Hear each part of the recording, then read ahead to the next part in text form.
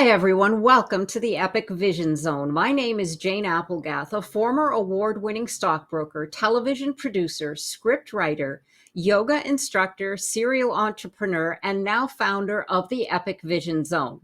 Each show, we offer you an inspiring person or message to bring you closer to your big dream by showing you how to enter the portal to your new epic reality.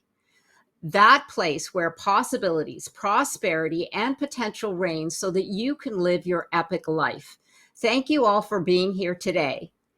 Artist and writer Morgan Harper Nichols wrote, "I just want you to take a moment to affirm the strength and the courage that is still running wild within you." Resilience, the capacity of a person to maintain their core purpose and integrity in the face of dramatically changed circumstances. Meri McCoy-Thompson's passion is to empower people to lead transformational change. An Irish American who has lived and worked with nonprofits on 4 continents, Meri is on a lifelong journey of discovering the layers of our cultural patterns. A COO of Dovetail Learning, a nonprofit dedicated to strengthening resilience in children, youths, and adults, Meri has been the co-developer of We Are Resilient, as well as guiding Dovetail's strategic planning and organizational effectiveness.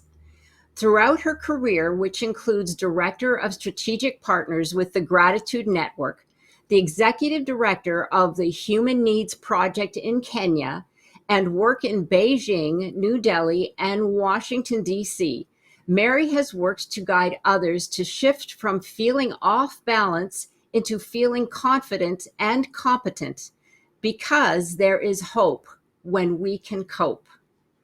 Meri loves to facilitate resilience circles. That sounds fascinating. These circles teach people that small changes in our thinking and behavior can have big payoffs in our lives and relationships. Her goal is to show people how their protective patterns can derail them, because she says every day is a gift and we are blessed to have life and each other. Thank you, Meri, for joining us. We're so excited to have you here today. Thank you. I'm really happy to be with you. Well, this is a topic that we all need some teaching in for sure with our world today. Give us a little bit of insight on your personal journey. What was it that took you down this journey and drove you to your passion and purpose to do the work that you do today? Thank you. My journey has taken me all around the world, as the intro alluded to. I have worked with nonprofits in Nairobi and in Beijing and in Afghanistan. And a lot of that was about, different types of changes we could make on the ground. So it was about, how can I provide water? What kind of education can we provide? How can we do social entrepreneurship in a way that helps people? And all of that was interesting and inspiring, and I loved the work. But when I discovered this work, I realized that a lot of things that happen get in our own way. And to really make the changes that we need to make in the world, people have to understand what's getting in our way and simple skills that we can use to keep ourselves centered and keep ourselves connected with each other and collaborate. Because once we do the internal journey that we need to make to become the best version of ourselves, then together we can create the world that we need. So all these other things will happen because people are smart, people can do things, but there are small things that people are doing to get in their own way that make it more difficult to make the changes we need to have the world we want. That's really interesting, because you said that in doing all that work is what sort of gave you the aha moment or moments to determining that there was one thing in common that everyone needed. Well, it was sort of like I kept looking at, but how can we make a deeper change? How can we make a deeper change? What is at the foundation of what's happening here? Why are people, like I said, getting in their own way or having arguments? Why are people in conflict over small things that lead to conflict over bigger things? And how can we help people work through those kind of conflicts so that they can work together? Right. Yes. So intelligent. I mean, that's the knowledge, right? So Yeah. speaking of that, defining resilience. How do you define resilience then? I think there's a lot more than meets the eye to resilience. Absolutely. And that's one of the joys of the work. So we define resilience as an ordinary superpower. And that means we all have it. And that's why we named our thing, We Are Resilient, our approach. Um, yet it can go up and down in different situations. We can feel super resilient, like, oh, I'm on the top of the world, things are going great. And we get one phone call, someone walks into the room, we get one email, and we're like, oh, we just get all off center and we don't react well. And so the thing we want people to realize is that's true and that will never change completely. But there are skills and things we can do to strengthen it. So the highs don't have to be so high, the lows don't have to be so low, and we can, be more effective in the work that we do. That's the general. We also look at 5 types of resilience. We distinguish between personal resilience, which is what we normally think of, our reactive resilience, which is how we react to situations, cultural resilience, how we view the world, and relational resilience, which is how people get along together, and then group resilience, which is what we need when we're trying to solve problems in a family or a team. So by looking at the small details of all of these, it helps us distinguish the ways that we can strengthen it. Oh, I love that distinction because I had never realized there were different areas of resilience, like you said, the group Yes. or it, because that makes all the sense in the world. Often we Yeah. think of resilience as personal, but there's a Exactly. dynamic. And once you understand that, you see that, yes, this is the reason why. I can see it. It helps clarify why there is such an importance to the word resilience and the practice of it. So, uh, that actually, I kind of was talking about the question, the importance of resilience in life. Maybe give us a couple of examples and why it is so important. So let's take, for example, the personal resilience, right? In some ways, that's the most obvious. So something happens and you're like all off center. And if we use the skills to become more resilient, um, then we feel better. We're more effective. When someone comes with a problem, we're thinking more clearly. We are more creative. All these things give personal resilience can help us with. It also actually helps us with our physical health because our mind and our body are so connected that when our mind is clear, our body can handle things better. Relational resilience, easy thing, my husband walks in the room, says something, let's say we're trying to prepare for a trip. Classic example of when we need relational resilience, like packing. And if we haven't built up our relational resilience, he might pack the same thing that I'm trying to pack, or he forgets something and I don't. And did you get this? And we argue and snipe with each other. And it just means our relational resilience is low.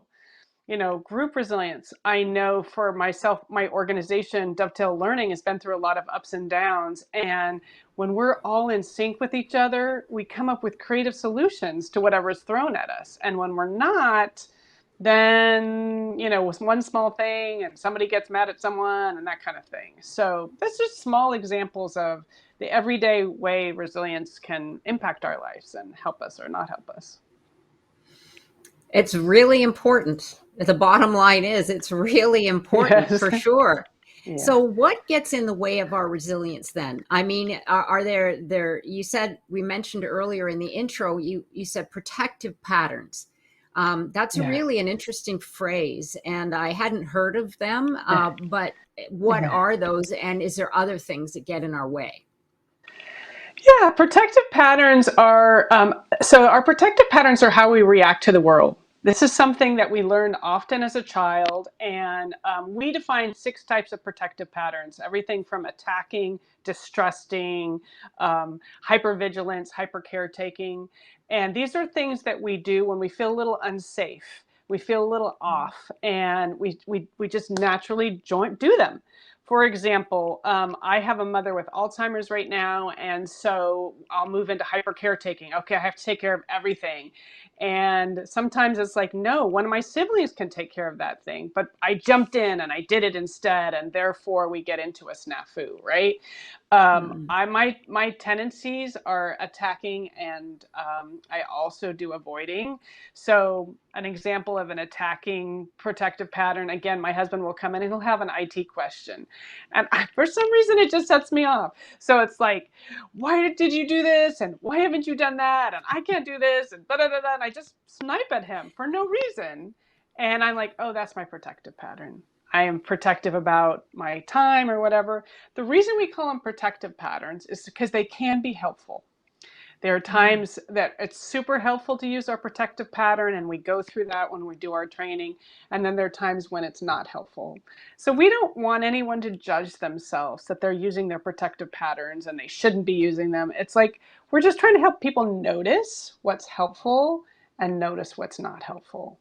And that's why we call them protective patterns, because they can protect us. And yet if we're not noticing them, they also can really get in our way.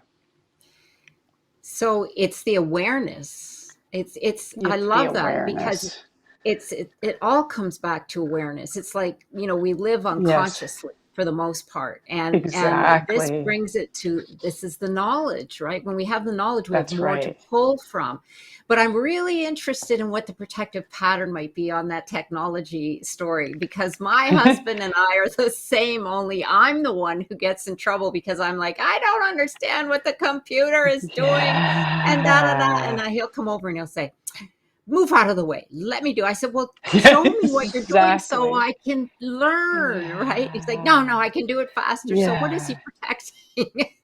I'm really Yeah. curious. No, it's a really good question. It's a really good question. And that's something like I have to dig into myself and say, like, what is it about this Yeah. interaction that sets me down the road, right? Why do I feel I need to have to protect myself? Is it um I am he's not trying things that I want him to try?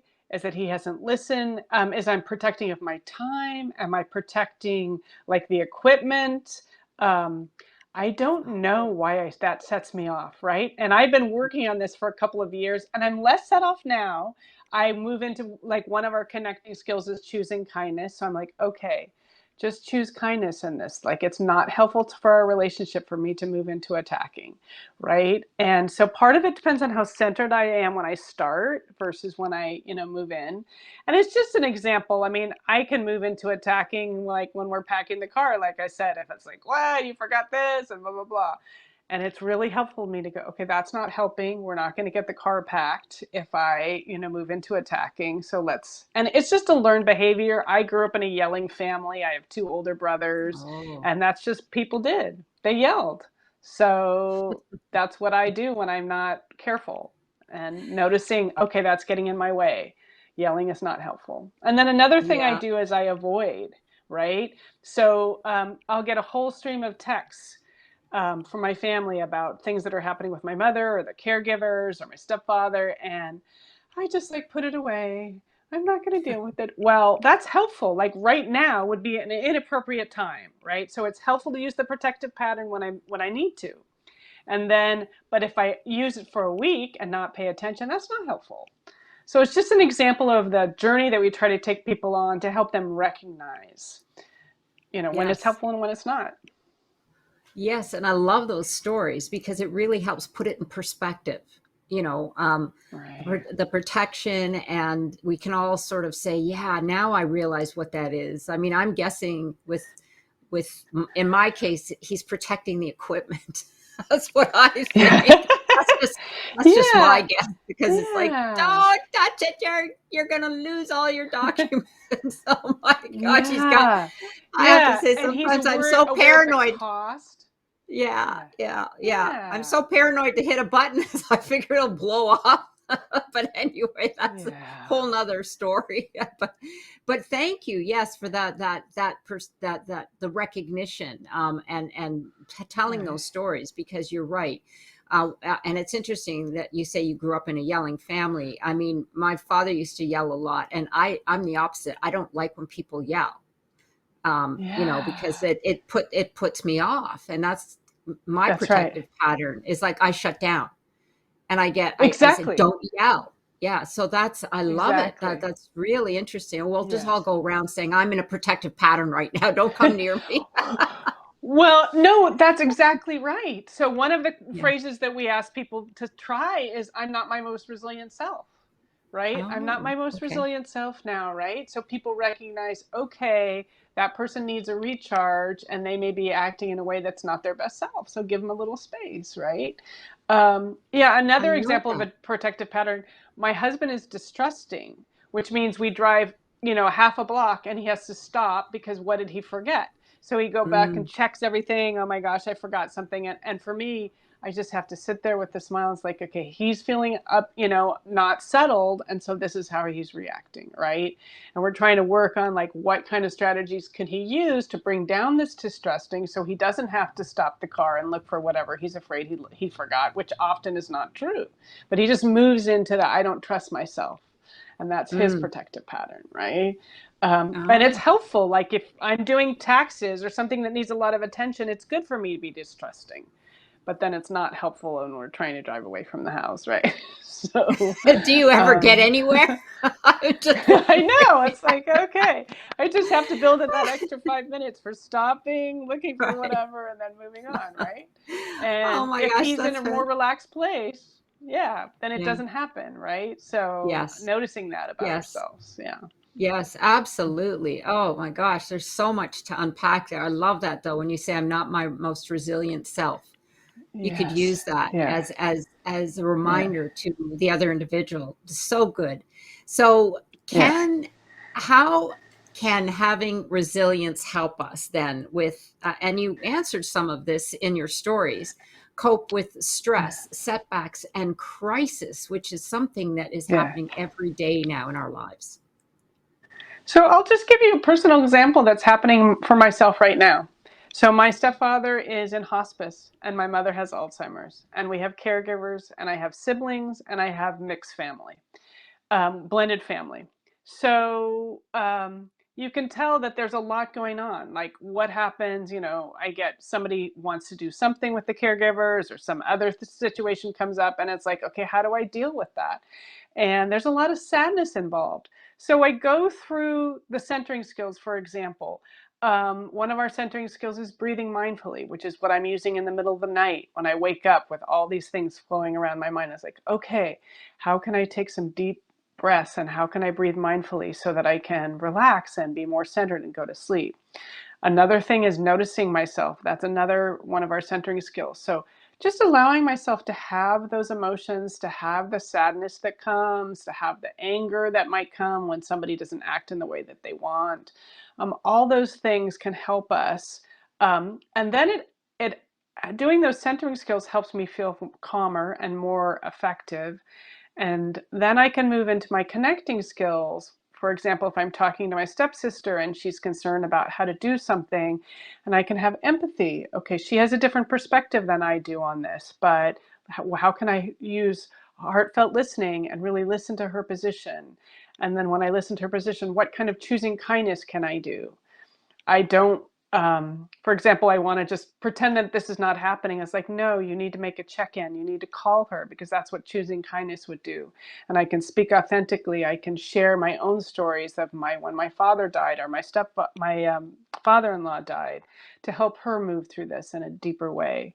So it's just an example of, the things that life hits us with and how going through the skills and being aware of a range of skills gives us something to think about, gives us something to help us approach things. So that's a personal example. On another layer, like a professional example, I was working with a center in Nairobi that was providing technical training and water and sanitation. And we reached a point where we didn't have the funding we needed to do what we were supposed to do. And it was very hard. It was like, oh my goodness, the whole project's going to have to close. And I just went to bed and I was Mm. totally discouraged. And then I woke up and I thought, what if I use positive reframing? We have the same thing that we had yesterday, but how can I use those things in a different way? Is there a way to look at the people who work for the center, and maybe we can come up with new things to do? And I just put on that positive reframe. What are the different aspects? How can I change this obstacle into opportunity? What mistakes can I use and change them into learning opportunities? And together we were able to turn around the center and create the income that we needed and have it go in a different way. And it really showed me how our minds are strong and resilient, and just having certain tools and thinking about the skills in a kind of methodical way allows us to come up with solutions to our problems. So just an example of both a personal and a professional time that the skills can be helpful. Those were fabulous examples. I mean, I love that reframing, because our thoughts become words, and the words then resonate with us through an emotion. And you're absolutely right. If we just pause and take a look at the situation, and actually it's interesting. I interviewed a gentleman who he's head of the American Meditation Institute, and he said the word problem is a problem, because he said if you close your eyes and you say it repeatedly over and over again, and you open your eyes, he had me do the exercise. He said, now how do you feel? Which is an emotion, right? Energy and motion. And I said, I feel really heavy. I feel really down. And he said, yes, because the word problem has that connotation. And That's so right. when you said reframing is so powerful, how can we look at this and reframe the way we're speaking about it, thinking about it, and that also what that does is it moves the static away, what I call static in our minds, and creates space in order to create. That's right. Let's get the energy moving in a positive way, and let's come up with some ideas. I don't care if they're crazy. Let's just throw some spaghetti on the wall, right? So that's exactly right. Well, and what you're describing, so it does remind me. So we have this We Are Resilient approach, and we talk about 3 mindsets. We talk about our patterns. We talked about our protective and our cultural patterns. And then we talk about 3 sets of skills: connecting, collaborating, and centering. A lot of those things other people cover, right? We're not creating something out of whole cloth. So you're talking about, a meditation that helped you understand problems. We would say, yes, that's part of our noticing myself, right? Maybe part of positive reframing. For us, it's just helpful to have a conceptual framework that have all the pieces together. And then any one of them you can go in and do a lifetime on, right? You can spend all your life on just figuring out how to do breathing mindfully better, or letting go. Because there's so much depth in each one of these pieces. But for me to have the whole framework is super helpful, because then I can explore different parts of it. Yes, absolutely. Well, we all need different tools at different times too. So, exactly.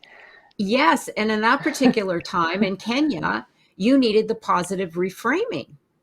Exactly.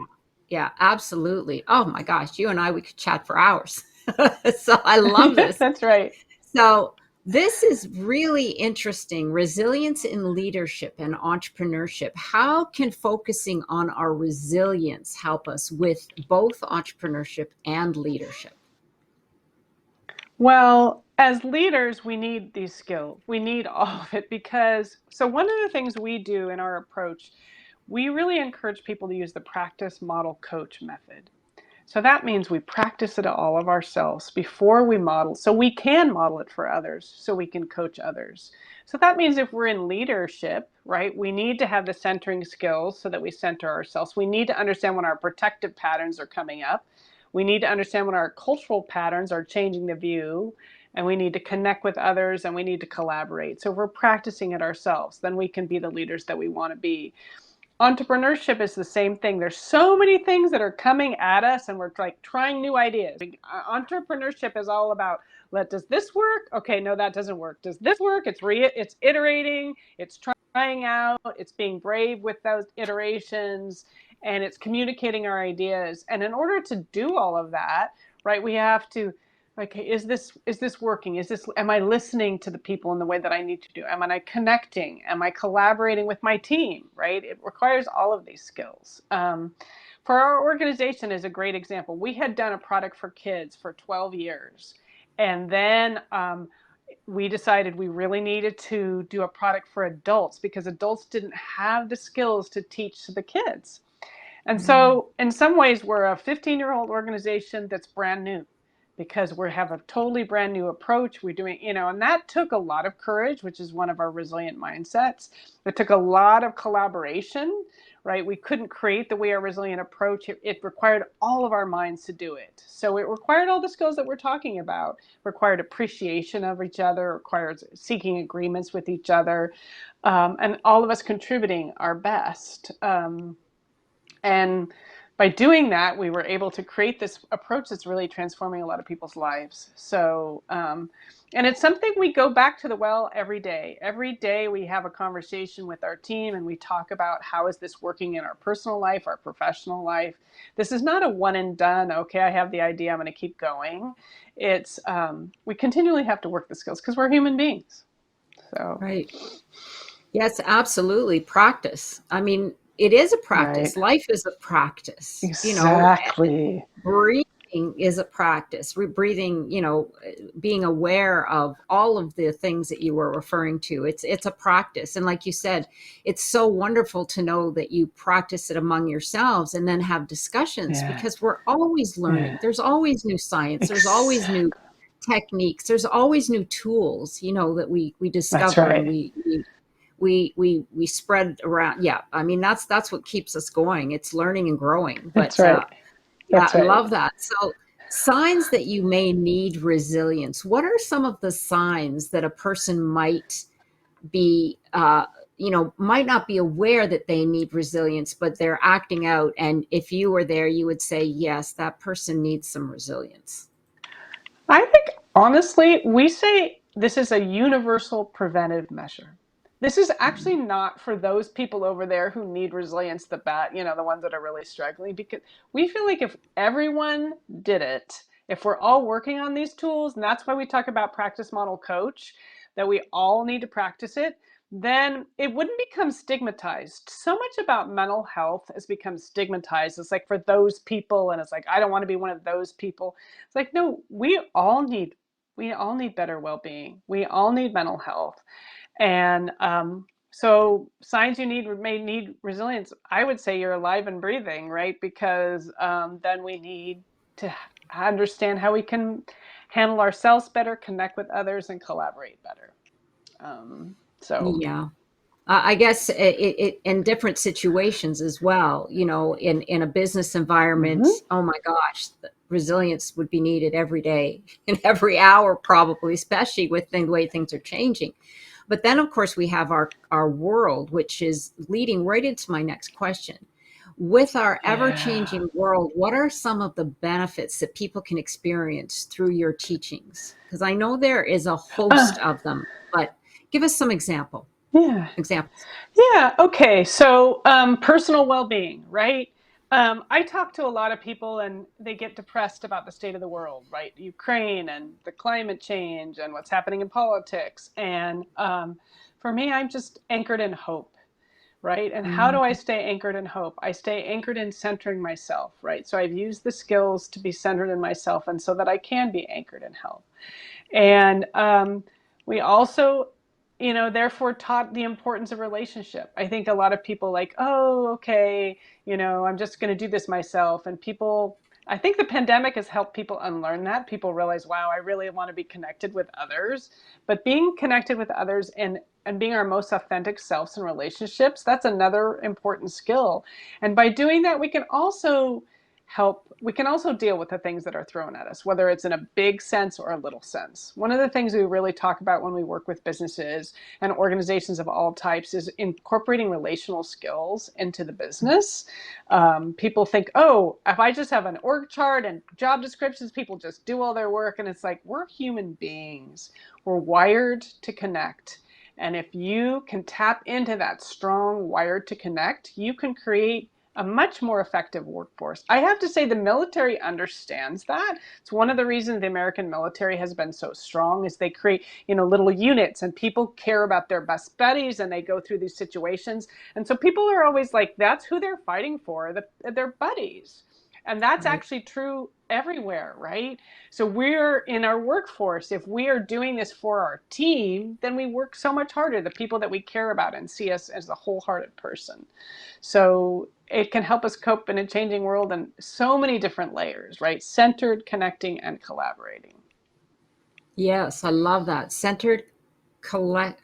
What was it? Centered, It's connection, centered, connecting, and then collaborate. collaborating, right? Right. Yes, I thought I had it right, but I wasn't sure. Yeah. There's some Yeah. resilience there. I don't know. I feel that this topic, it covers everything, really. I mean, there's so Yeah. much to unpack here. So give Yes. us, how can we learn more about We Are Resilient? So, of course, we have our website, dovetaillearning.org. And at the website, there's a lot of free resources. We make our Mm. materials available as an open educational resource. It's one of our values. We feel like resilience is a human right, mental well-being is a human right, and we want to share it with everybody. So all of our curriculum, everything, you can actually just download it for free. Now, a lot of people like physical copies, and so we also have books and posters and things available for purchase. We also have a lot of training sessions, and I think that's where people really get the most out of our work. So we have small, short things like webinars, and they're just to give you a little taste of what the work can be. There's a lot of free webinars that you can, future ones that you can interact with and ask questions, and then there are past webinars that you can sign up that we've already done. We have resilience circles, which we talked about at the beginning. They're my favorite type of training because it's once a week for 6 weeks. That's the first session, and then you can sign up for additional ones afterwards. But you're working with a small group, and you're practicing the skills, and you're practicing the approach over time. So you learn over time, and people bring their stories back and say, well, this is what happened to me with my best friend, and this is when my protective pattern was coming up to, and this is how I learned to use my centering skill. This is what I'm learning letting go. So people really integrate it into their life. So I really encourage people to sign up for resilience circles. We do all sorts of training. We do it for schools, we do it for healthcare clinics, we've done it with the juvenile justice population, we've done it in Mm. businesses, first responders. So a lot of people bring their group, and that's another really great way to do it, because then you have a group that you can practice the skills with, and you can learn how to do this as a whole team, and it can bring your team to a different level. So we really encourage that as well. I would think this would be useful for anybody and everybody. And how Yeah. do I'm just curious, is it you've been around long enough that businesses find you and individuals as well? Because Well, it I have to sounds like you're say, dealing with getting all the your. we are, and getting the word out is one of our biggest challenges, because we're, Oh. like I said, essentially a startup and a 15-year-old organization, right? So we were working primarily with schools, and you can imagine the last 2 years, schools and healthcare organizations have had very little bandwidth, the most need, and very little bandwidth to add resilience training. We're hoping now that things are a little bit more open, that people have a little bit more space, and they have. So they can say, okay, let's do that training. So the next time the crisis hits, we're ready. But getting the word out is a challenge, and we ask people to share this work with others. So Absolutely. This is so vital. I mean, this would benefit everyone, young, yeah, old, yeah, corporations, yeah. groups, nonprofit, everybody, because we're all dealing with each other. And That's right. it's And all, ourselves. And and ourselves. ourselves. Right, exactly. That is so important. And I think what it is, just my own take on it, Mary, is the word resilience. Because like I said before we started to chat, I Yeah. always viewed resilience as a personal, we need to Yes, be resilient, but it that's right. functions in all areas of life and business. It's not That's it's not right. just an individual, it's a group, because of where it takes you and what it can do for you. Amazing. Yes, Absolutely. absolutely. Yeah, I see it. So what are your dreams for We Are Resilient, and what do you want our listeners to know about it? So our dreams are that it's used all over the world in all the different contexts that you just said. That's the reason we made it an open educational resource, so people can take it and share it with others, right?